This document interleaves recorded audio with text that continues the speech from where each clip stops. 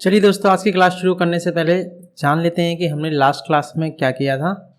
दोस्तों, last class में हमने किया था टूल बार को कस्टमाइज कैसे करते हैं, और आज की क्लास में हम जानेंगे अंडू एंड रिपीट कमांड के बारे में। देखिए, अंडू और रिपीट कमांड यानी कि कंट्रोल जेड और कंट्रोल वाई।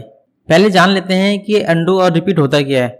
देखिए, अंडू एंड रिपीट जो है एक बहुत ही इम्पोर्टेंट रोल प्ले करता है किसी भी सॉफ्टवेयर में, या नॉर्मल लैंग्वेज में कह सकते हैं, आम लैंग्वेज में कह सकते हैं कि कंप्यूटर की दुनिया में अंडू एंड रिपीट बहुत ही इम्पोर्टेंट रोल प्ले करते हैं। हमारी आम जिंदगी के अंदर जब भी हमसे कोई गलती होती है तो उसको हम सही नहीं कर पाते, लेकिन इस कंप्यूटर की दुनिया में अगर हमसे कोई गलती हो जाती है तो हम उसे ठीक कर सकते हैं।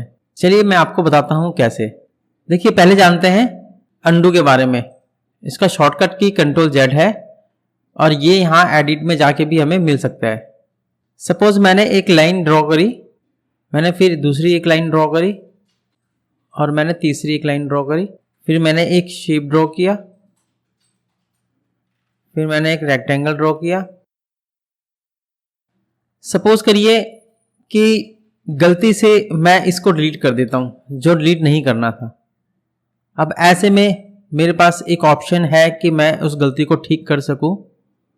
ठीक है, वो है अंडू से कंट्रोल जेड। जैसे मैं कंट्रोल जेड करता हूँ ये वापस अंडू हो जाएगा, और अगर मैं और अंडू करूँगा तो देखिए ये वहीं पे वापस ले आएगा जहाँ से मैंने शुरू किया था।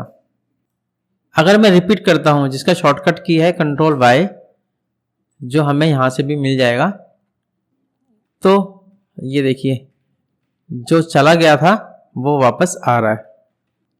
देखिए, अंडू एंड रिपीट का काम ही यही है कि अगर हमने स्टेज पे या हमारे इस डॉक्यूमेंट पे या हम किसी ऑब्जेक्ट पे, सपोज ये ऑब्जेक्ट पे अगर हम कुछ भी एडिट करते हैं या मैनिपुलेट करते हैं या हम कोई भी एक्शन लेते हैं, तो हमारे पास एक ऑप्शन होता है कि हम उसको अंडू और रीडू कर सकते हैं, यानी कि control Y and control Z कर सकते हैं। अगर मैंने इस ऑब्जेक्ट को ऐसे किया सपोज, और मैंने ऐसे कर दिया, मैं इसका कलर चेंज कर देता हूं, मुझे जबकि ये नहीं करना चाहिए था, तो ऐसे में क्या है कि मैं कंट्रोल जेड करता हूं और उसको वापस ला सकता हूं जो मैंने किया था।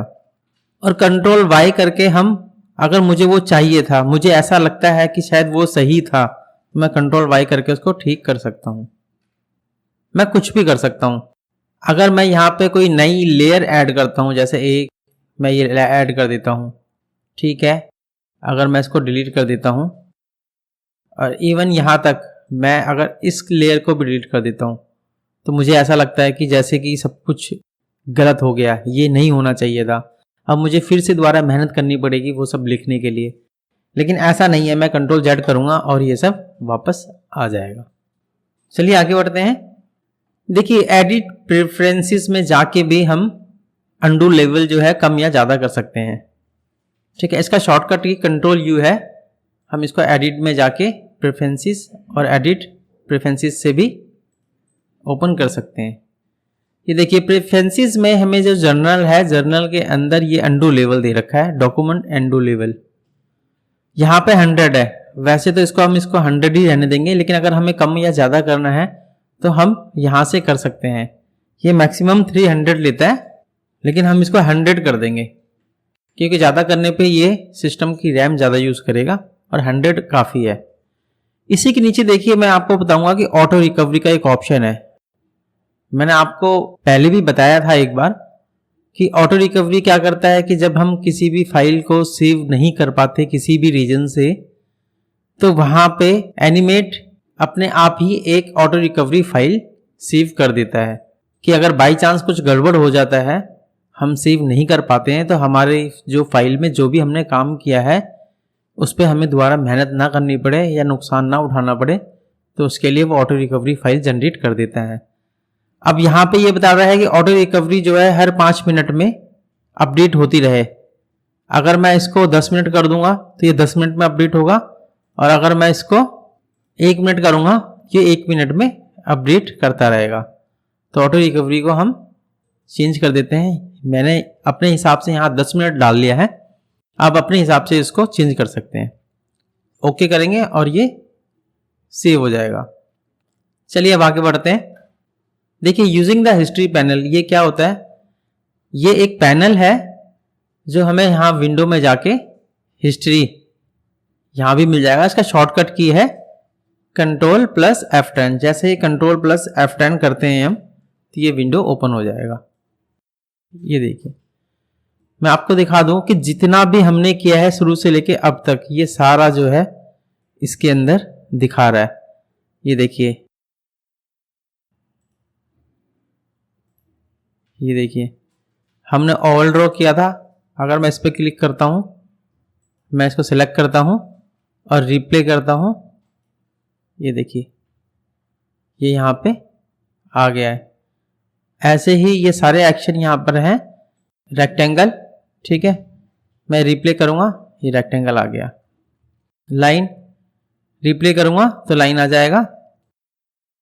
राइट क्लिक करके रिप्ले स्टेप कर सकते हैं, कॉपी स्टेप कर सकते हैं। इसको हम कॉपी करेंगे और फिर यहाँ पे पेस्ट करेंगे तो ये पेस्ट हो जाएगा। ये देखिए, ये सारे एक्शन इसने हिस्ट्री बना रखी है, रिकॉर्ड कर रखा है कि शुरू से मैंने क्या किया था, एंड तक मैंने क्या कर रखा है।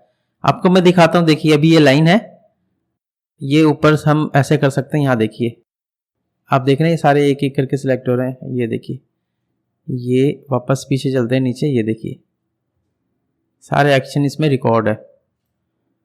अभी मैं इसको सिलेक्ट करता हूँ, ये देखिए यहाँ पे क्या आया, चेंज सिलेक्शन। मैं इसको डिलीट करता हूँ, ये देखिए यहाँ पे आया डिलीट।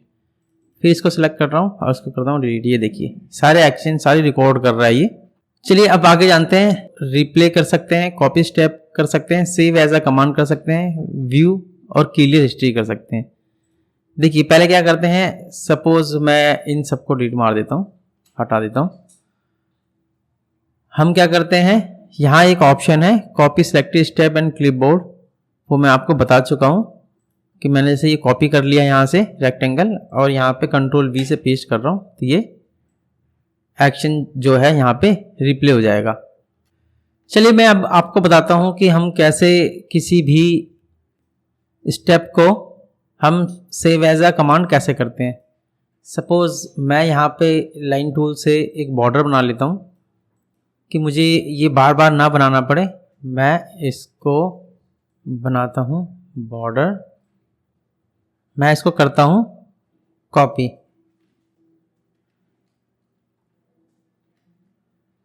मैंने इसको किया पेस्ट। अब मैं इसको बना लेता हूँ इस वाले स्टेप को सेव एज अ कमांड। मैं यहाँ देता हूँ XYZ पेस्ट के नाम से,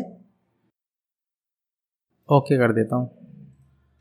अब देखिए मैंने इसको डिलीट कर दिया है यहाँ से। मैं आपको दिखाता हूँ, ये मिलेगा कहाँ, कमांड में जाएंगे और यहाँ XYZ पास्ट के नाम से यहाँ पे शो कर रहा है। हम इस पर क्लिक करेंगे, देखिए ये आ गया है।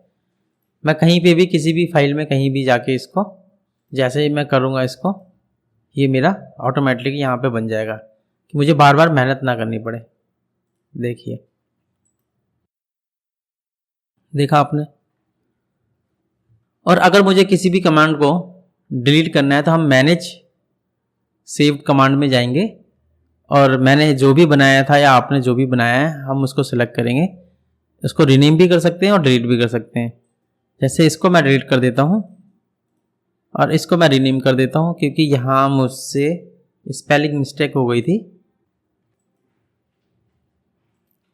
ओके, देखिए जितनी भी हिस्ट्री है, इन हिस्ट्री को हम सब हिस्ट्री को डिलीट कर सकते हैं, सिलेक्ट कर सकते हैं। सपोज मैं यहाँ पे राइट क्लिक करता हूँ और यहाँ क्लियर हिस्ट्री कर देता हूँ। मैं आपको बता दूँ, अगर आपने क्लियर हिस्ट्री कर लिया है तो ये एक बार क्लियर होने के बाद अंडू और रीडू नहीं होगा। देखिए बता भी रहा है, इसको ओके कर देंगे। ये देखिए मैंने ओके कर दिया। अगर मैं कंट्रोल Z और कंट्रोल Y करता हूँ तो देखिए काम नहीं करेगा, ये काम नहीं कर रहा है क्योंकि हमने इसकी सारी हिस्ट्री जो है वो रिमूव कर दी है।